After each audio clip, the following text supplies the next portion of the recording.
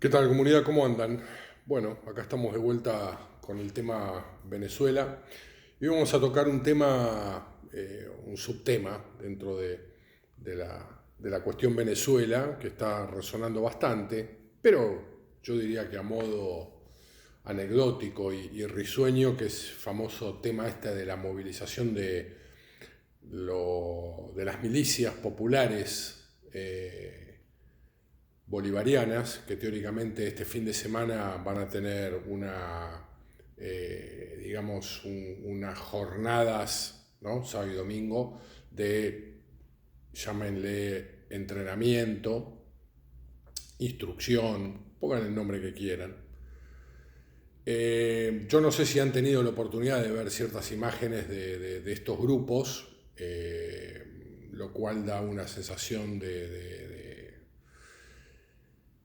que o es propaganda absoluta pura y dura, ¿no? Y por otro lado, quizás el régimen tenga elementos humanos, estoy hablando del recurso humano, para poder responder en el caso de que se llegue a un movimiento buque a costa. ¿Por qué hablo siempre del movimiento, del principio del movimiento buque a costa? Porque básicamente digamos que la configuración del teatro de operaciones así lo demanda, ¿no? Con buques con capacidad, con este tipo de capacidades, con aeronaves con ese tipo de capacidades, se podría llegar a dar esa situación. No lo sabemos. Vuelvo a repetir, Estados Unidos hace mucho hincapié en la cuestión de la destrucción y el castigo a cárteles de la droga, específicamente por las posiciones que están tomando sus medios de combate, digamos, que pueden operar tanto en la zona del Golfo de México, como le llaman el Golfo de América, y también en la parte del Caribe Sur, ¿no? Donde está Venezuela, Curazao, etc. Pero volviendo a la cuestión de tierra, si llega a haber algún movimiento, digamos, de intentona de poder sacar a ese cuerpo colegiado, ¿no? A las cabezas principales del chavismo, lo cual a mí me parece que, conociendo a los norteamericanos, lo primero que van a hacer es seguramente dejar ciego, sordo y mudo al sistema de mando y control de las fuerzas armadas bolivarianas, e inclusive también a su brazo político armado, que en esa parte entrarían las milicias populares, estas milicias que hemos visto. Un concepto que atrasa gravemente, y atrasa ya desde épocas, pongámosle, desde la formación de las 13 colonias norteamericanas en los Estados Unidos, ¿no? Allá por el año 1776, en donde al principio las milicias, como ustedes saben, tuvieron una suerte de triunfos en Bunker Hill, en Concord. Estoy haciendo un poco de historia, ¿no? Pero luego después en las batallas importantes, por ejemplo en Camden, obviamente ante un ejército profesional y muy bien entrenado a campo abierto, como era el ejército británico, los casacas rojas famosos, el fracaso fue rotundo, hasta que los padres fundadores, y principalmente el general George Washington, entendió de que tenía que pasar el invierno en un lugar que se llamaba Valley Forge, y tuvo que contratar a un oficial profesional, un oficial prusiano llamado von Stauben, creo que ese era el apellido, que fue el encargado de entrenar a las tropas de esas 13 colonias, a esa, digamos, milicia que tenían mucho fervor, que eran gente que sabían tirar, que eran cazadores, que las armas de fuego no le era algo ajeno, cosa que seguramente a estos venezolanos, seguramente sí, un arma de fuego le es muy lejano, como elemento diario de su vida, como herramienta que la puede ver y la puede tocar constantemente en su vida,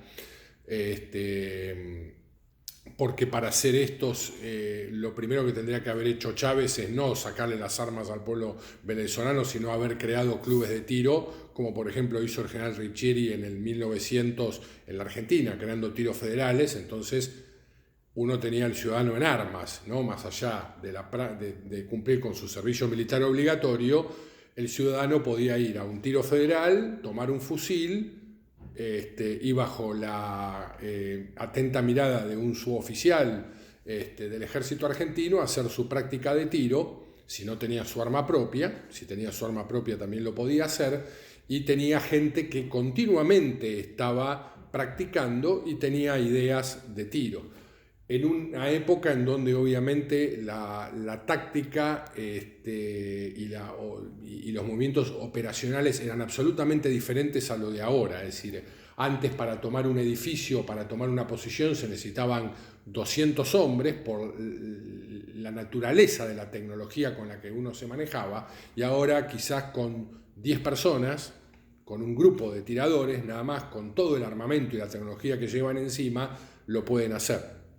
Pero eso que conlleva años de entrenamiento, años de preparación, inversión importante en el Estado, cosa que obviamente en estas milicias populares es imposible de poder lograr, ¿no? Y usted me puede decir el ejemplo, bueno, pero en España cuando empezó la guerra, las milicias obreras, sí, pero esas milicias ya se venían preparando. El Partido Comunista ya tenía milicias que estaban entrenándose, ni hablar de la gente del POM, es decir, de los anarquistas y de los trotskistas. Es decir, ya había una gimnasia revolucionaria y bélica que generó un grupo, digamos, un grupo duro, un núcleo que posteriormente fue entrenando a más gente para poder resistir ese embate del ejército nacional sublevado,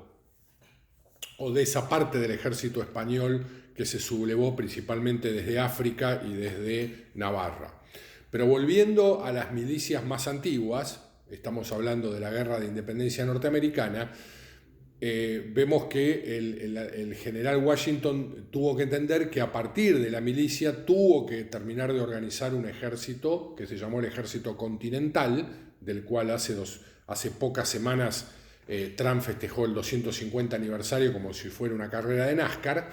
Pero bueno, ahí fue el génesis, en donde entendieron de que la única manera de derrotar al ejército británico en campo abierto, el cual junto con el francés eran los mejores, era entrenando, entrenando y entrenando y generando una disciplina y una doctrina. Lo cual después se vio en varias batallas en donde los norteamericanos resultaron victoriosos, más allá de ciertos errores tácticos que tuvieron los generales británicos, por ejemplo en la batalla de Saratoga, y posteriormente en esa ratonera que se convirtió en Yorktown, ¿no? Obviamente con ayuda mucho desde el lado sur de España, con Bernardo de Galvez a la cabeza. Pero nunca las milicias en forma, digamos, naturales pudieron agruparse y darle cara dura, fuerte, hacia ejércitos profesionales. Y más cuando ya el gap, es decir, la diferencia tecnológica cada vez es superior. Antiguamente, en la época de los romanos, una tribu germánica, una tribu roxolana, una tribu judía podía armarse con gladium, con las espadas que tuviera o con el armamento que fuera, o una tribu celta o celtíbera con sus falcatas, podían llegar a darle guerra a soldados profesionales como era el ejército romano, y quizás sin darle o inducirle una derrota, como por ejemplo fue la famosa derrota de la Selva Negra en Alemania, esa famosa batalla que, bueno, ahora no recuerdo el nombre, ya seguramente después me vendrá me vendrá a la cabeza esa famosa batalla de Arminio, en donde el Augusto, el emperador romano, dice: Varo, devuélveme mis legiones, ¿no? Y así varios otros enfrentamientos en donde el ejército romano cayó derrotado, pero ¿cuál era la cuestión? Obviamente, había una superioridad táctica desde el punto de vista de los romanos, pero todavía la tecnología armamentística que utilizaban no podía llegar a superar en grado sumo la capacidad operacional que todavía tenían esos enemigos.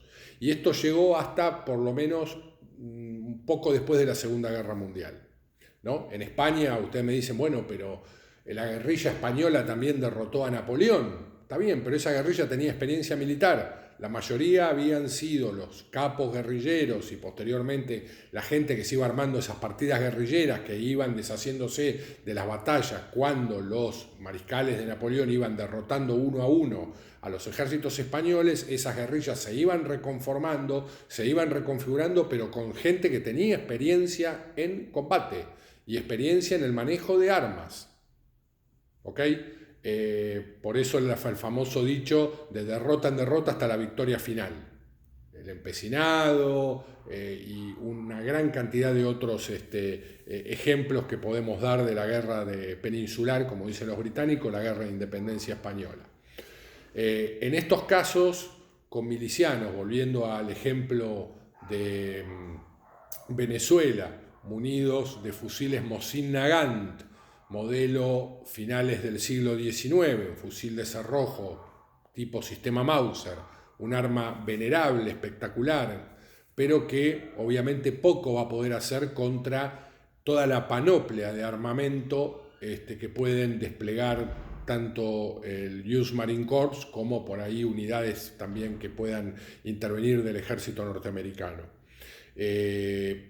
Esto es obviamente para la gente que por ahí no tiene conocimientos y que cree que por ahí, por un fin de semana en donde junten 4.5 millones de personas en toda Venezuela y a cada una de ellas le den un Mosin Nagant o una AK-47, una AKM o lo que sea, y con un par de movimientos tácticos y un par de tiros que puedan llegar a hacer a una diana, van a estar preparados para darle cara a un marín. Lo veo complicado.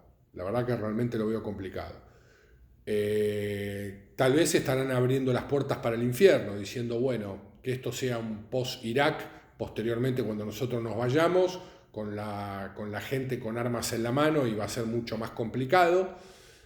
Pero yo no sé si Estados Unidos está buscando ese punto. Vuelvo a repetir: en ningún momento se lo escuchó o se las escuchó a las autoridades norteamericanas plantear el cambio de régimen. Se está hablando de castigar a los grupos de narcotraficantes, hundir sus lanchas rápidas, hundir por ahí un sumergible, hundir un barco o por ahí abordar un buque en donde se detecta que hay droga y bueno, ese buque será confiscado, la tripulación detenida o lo que sea. El tema es ver qué hacen la FAN, las Fuerzas Armadas Bolivarianas, cuando esos buques norteamericanos se sigan acercando más o ya directamente penetren en aguas jurisdiccionales venezolanas. Ahí está la cuestión. Pero yo vuelvo a repetir: no se dejen llevar por las imágenes en donde vean a miles y miles de personas uniformadas, con uniforme color arena o con patrón de mimético, parecería más un patrón mimético urbano que de monte, que es lo que más importa en Venezuela por su geografía. Pero armados con armamento que básicamente no tiene absolutamente nada que hacer contra, vuelvo a repetir, la panoplia de un marín que puede manejar actualmente un marín, un ranger o cualquier elemento de las Fuerzas Armadas norteamericanas. Que obviamente, seguramente haber tropas escogidas y seleccionadas en el ejército venezolano, sin duda, hay que ver qué decisión toman, ¿no? Es decir, acá depende de cuando si la situación se desmadra y les vuelvo a repetir, se genera un bombardeo en donde a toda esta gente la dejen ciegas, sordas y mudas, vamos a ver qué es lo que sucede. Yo creo que para poder sacar a todo esto, a este cuerpo colegiado de Venezuela, creo que van a tener que hacer eso los norteamericanos desde un punto de vista explosivo y desde un punto de vista electrónico, ¿no? De supresión y de interdicción electrónica. Pero si llega a haber una situación de combate, de encuentro, digamos, que es lo que se puede llegar a dar, entiendo que tirar esas masas al terreno va a ser una masacre importante y yo creo que Estados Unidos no tiene ganas de pagar ese precio. Así que los pongo en autos solamente de lo que seguramente las imágenes que verá la gente que elegirá verlo por televisión o los que seguramente estarán surfeando las redes sociales y se encontrarán con videos que muestren gente de cualquier edad con vestidas de uniforme de combate y con armas variopintas en la mano.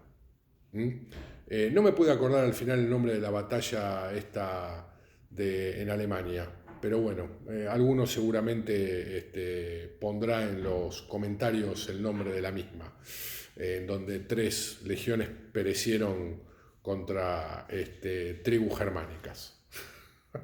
Agur.